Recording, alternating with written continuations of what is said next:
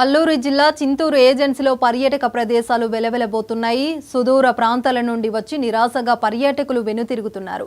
2 నెలల క్రితం తుఫాను కారణంగా వాతావరణం అనుకూలించగా మోతుగూడెంలోని పొల్లూరు ట్రైగిస్ జలపాతం మూతపడింది. ఈ మోతుగూడెం పంచాయతీ పరిధిలో పర్యాటకంగా పేరు పొందిన ట్రైగిస్ జలపాతం పుష్పవంతెన పచ్చని అడవులు ప్రకృతి ప్రేమికులను ఆహ్వానిస్తాయి.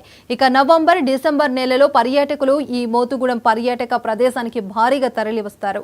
అటవీ శాఖ అధికారులు స్పందించి జలపాతాన్ని ఓపెన్ చేయాలని పర్యాటకులు, స్థానికులు కోరుతున్నారు.